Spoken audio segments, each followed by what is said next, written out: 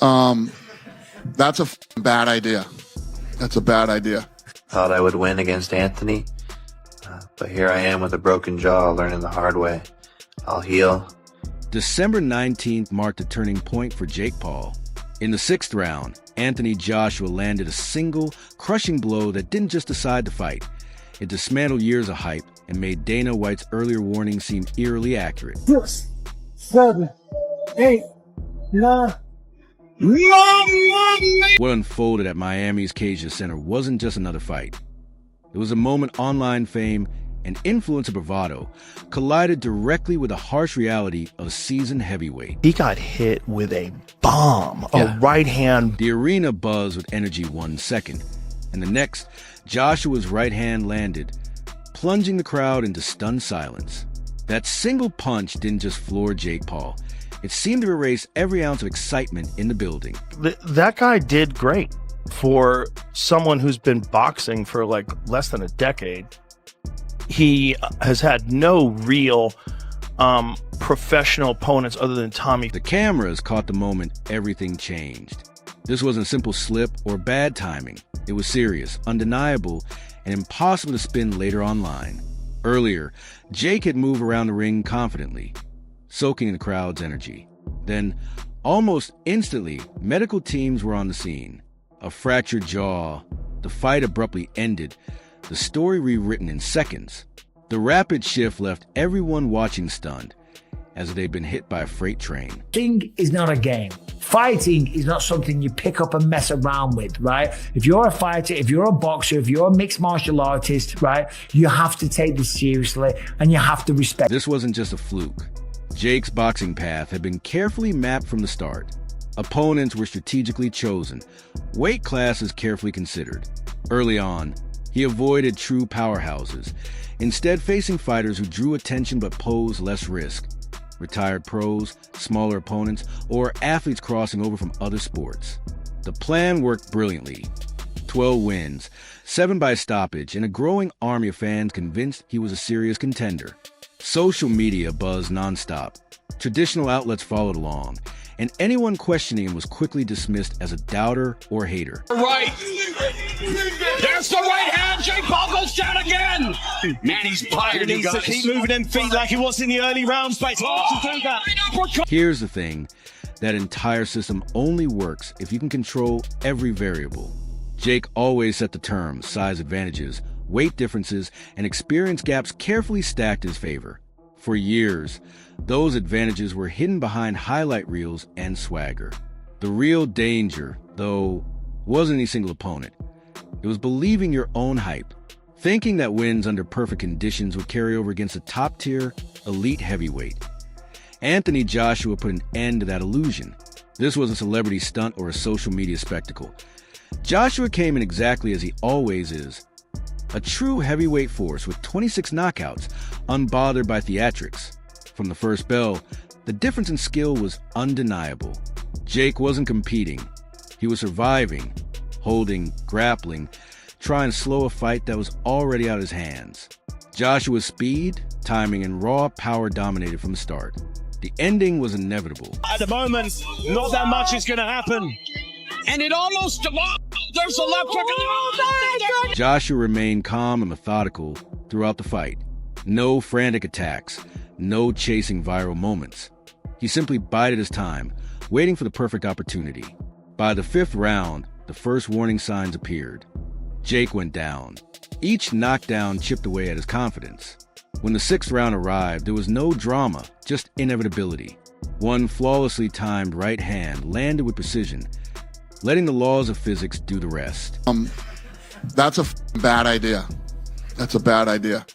But let me tell you what, a lot of people watch that one. Will you watch it? Sure. You know what everybody's tuning in for on that one. I think everybody's going to get what they finally been waiting. Jake remaining on the canvas spoke volumes in itself. It marked the first time he'd been knocked out, his second career loss overall, bringing his record to 12-2. Joshua, on the other hand, chalked up his 29th victory and 26th knockout as if it were just another day at the office. Jake walked away facing surgery, hospital recovery, and weeks of liquid diets. You can debate the scorecards all you want, but broken bones tell the truth on their own. For a second, it happened in the 6th round, and it happened in a 22-foot ring. A typical ring is 20 foot. This one was 22 foot because he wanted a bigger room to operate, a bigger space, a bigger ring. Dana White comes back into the picture, not as a promoter or commentator, but as the voice who saw this coming before either fighter stepped into the ring.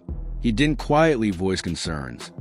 He spoke out publicly, warning that Jake was stepping into dangerous territory. At the time, many dismissed him as jealous or afraid of influencer boxing. After that knockout, there was no need for speeches. Dana's knowing smile said it all. This wasn't personal. It was simply recognizing the reality everyone else overlooked. Get tired. And there was a lot of clinching, but the clinching was from Jake Paul, from him shooting, from him actually getting double underhooks, from him doing anything he could when Anthony Joshua moved forward to stop the punches being... What hits hardest for Jake Paul is that this wasn't bad luck. The fight exposed more than just a skill gap. It highlighted a knowledge gap. Boxing isn't a game you can win on confidence alone. Social media followers don't matter. Hype is irrelevant. And brand deals don't carry punches. The only thing that counts is what happens when two fighters meet in the ring, and one has spent years mastering every aspect of championship-level combat. Jake learned that lesson the hard way, and so did everyone watching. This is a crazy shout. He lost because he was smaller. He lost because of the size difference. He also lost because he had no business being in there with him. Anthony Joshua is by far a better boxer. Of course he is. You know this. Watch it. Every one of you watching this. The real consequences didn't hit when the referee called the fight. That's something a lot of people don't see. The final bell and the 10 count couldn't undo the damage. The reality arrived later, through medical forms, scans, and doctors who don't care about social media clout. A fractured jaw, hospital stay, surgery. You can't turn that into vlog content. That's your body reminding you of the price of ambition. Overnight, everything changed. Trash talk disappeared. Social media fell silent. And the same person who once documented every moment of his career had nothing to post. When your jaw is wired shut and you're surviving on liquid nutrition, bravado feels very different. This wasn't a simple bruise or a sore rib. It was a reminder that real heavyweight power carries real, lasting consequences. Influencer confidence might look bold on camera, but it wears a very different face in a hospital gown. Jake Paul couldn't do anything to him. He made a ton of money, and I know people are mad you stayed home on a Saturday night, but you didn't. What made this loss stand out was a sudden shift in reality. Just hours earlier, Jake was strutting around, smiling, soaking up all the attention. Now, he was listening to medical staff outline recovery plans. That contrast made the defeat hit differently. Fans can joke about questionable choices or knockdowns, but fractures and surgery aren't content. They're accountability. Boxing's way of sending a bill. While Jake navigated his recovery, Dana White experienced something else: vindication. He hadn't spoken up after the fight. He'd been warning about this matchup long before the gloves were even on. He publicly called it a mistake, cautioning that Jake was venturing into territory beyond his capabilities. At the time, many dismissed him as bitter, accused him of fearing influencer boxing, or claimed he was intimidated by Jake's popularity. Someone your own size, not a 35er, not a super heavyweight, not a two-time world champion, okay, or a gold medalist at the Olympics. Fight a cruiser. When that punch landed, Dana White didn't celebrate. No rants, no victory laps, just a calm, almost indifferent expression that said more than any interview ever could. He didn't need to declare he was right. The video did all the talking. Years of debates over Jake's boxing legitimacy suddenly looked less like jealousy and more like accurate foresight. This wasn't Dana beating Jake Paul. It was the laws of physics backing up his warnings in plain view. Social media bravado had collided with real boxing skill and lost. What made it hit so hard was that Dana never exaggerated the risk. He simply understood it. Years of watching true fighters taught him exactly what happens when confidence outweighs capability. Best performance. It wasn't the best. The end goal was to get Jake Paul, pin him down and hurt him. That has been the request leading up, and that was on my mind. It took a bit longer than expected, but the right hand finally found a destination. Now, Jake Paul He's done really well tonight. I want to give him his props. He got up time and time. This is where Jake Paul's recovery becomes tricky. Physical injuries follow a timeline, but the mental and emotional side is far less predictable. After the fight, Jake talked about being hurt, while Joshua insisted he took certain rounds. Normal human reactions, part of the denial phase. Yet his body language told a deeper story. Careful movements, a distant stare, and a tone lacking his usual confident edge. It was unmistakable. Something essential had shifted. Give this guy a systematic breakdown.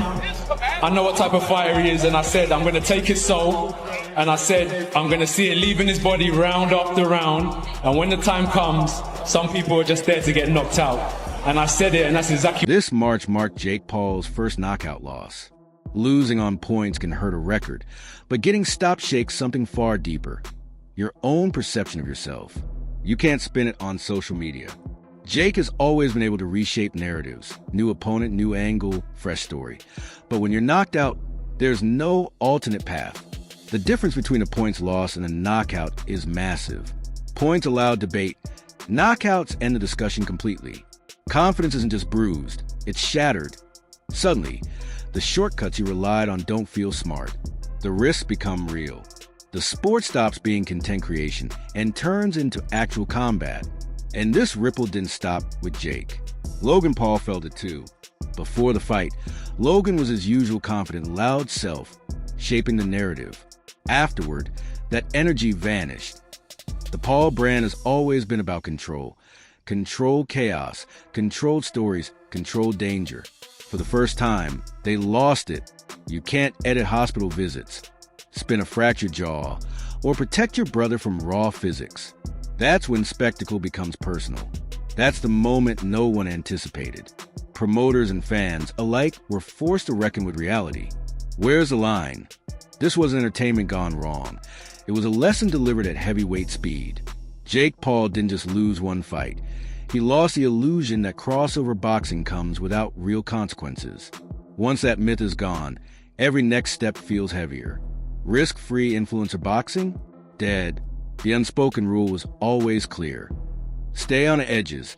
Don't dive into the deep end.